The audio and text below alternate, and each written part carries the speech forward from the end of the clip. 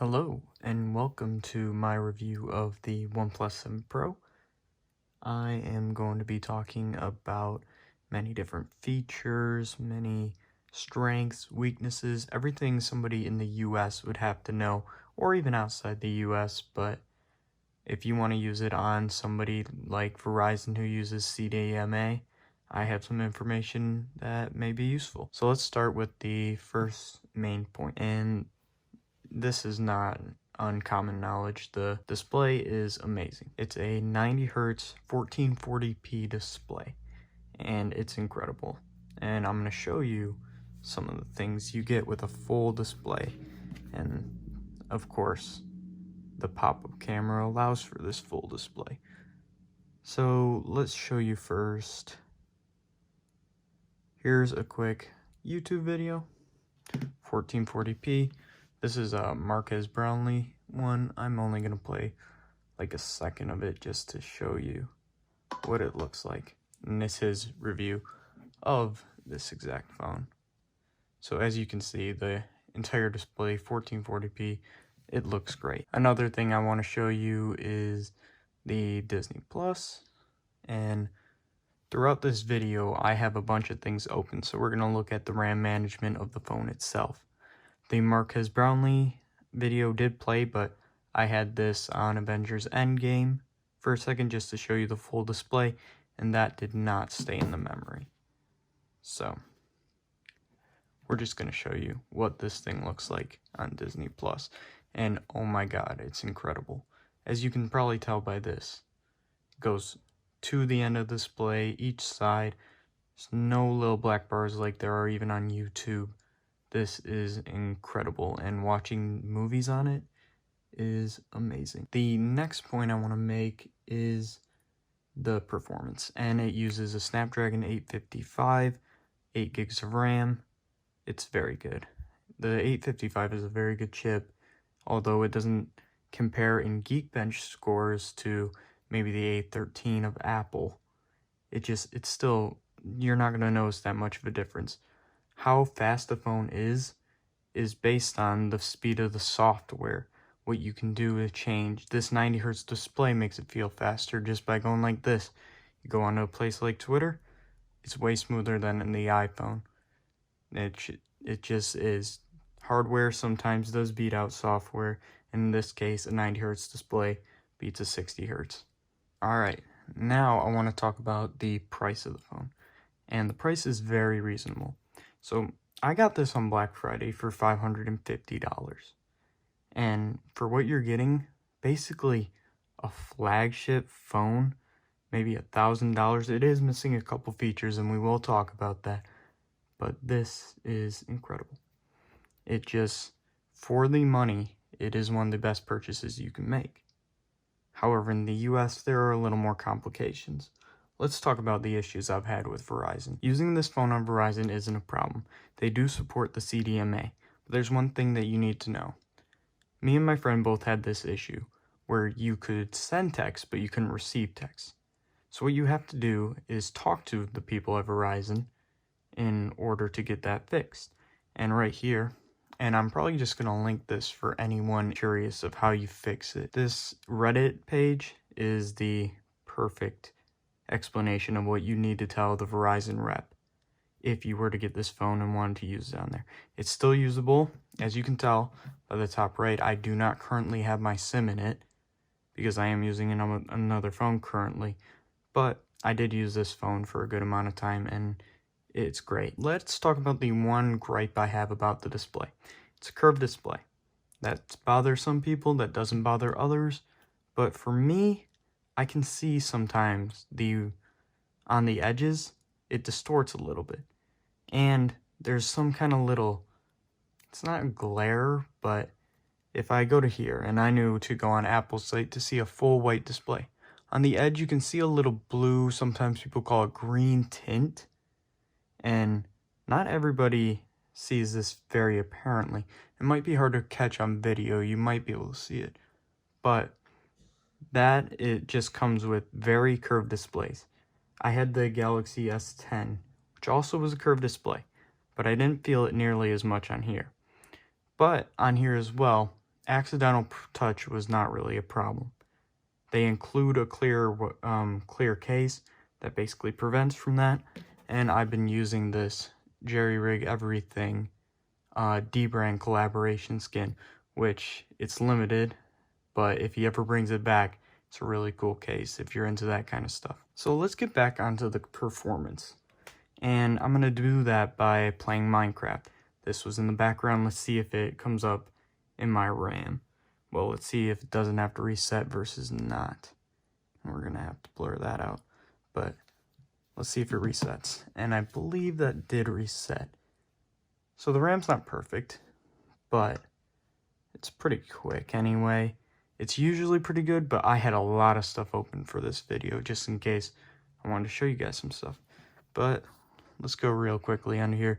You're going to see no performance lag. It's extra smooth because of that 90 Hz display. I'm not sure every game supports it, and maybe Minecraft doesn't either, but it feels very smooth.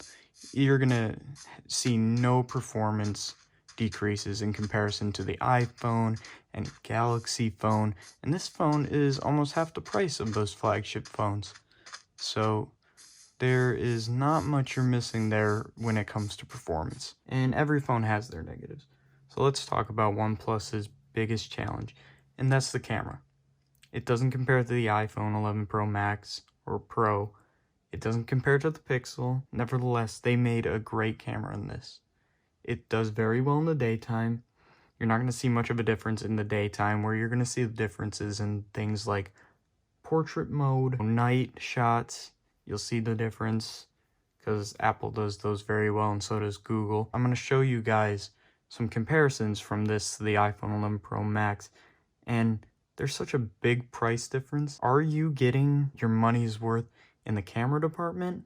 I'm not so sure, especially when things like the Pixel 3a also exist.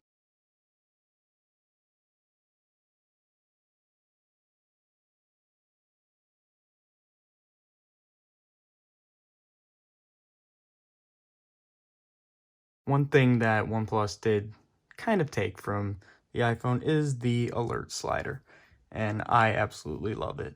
It's just great. And speaking of things that are similar to the iPhone, the haptic feedback. It is not as good as the iPhone, but it's so improved. I found that it was much better than the Galaxy S10s. One thing that this has that the iPhone really doesn't is Google Assistant. Google Assistant is by far better than Siri. I love using it. I actually prefer Android Auto as well over Apple CarPlay, just because Siri in Apple CarPlay is also not that great. There's just more connections with Google Maps, which is my primary mode of navigation. Let's talk about the customization, because that's a big Android feature, of course, and this thing does it well, of course.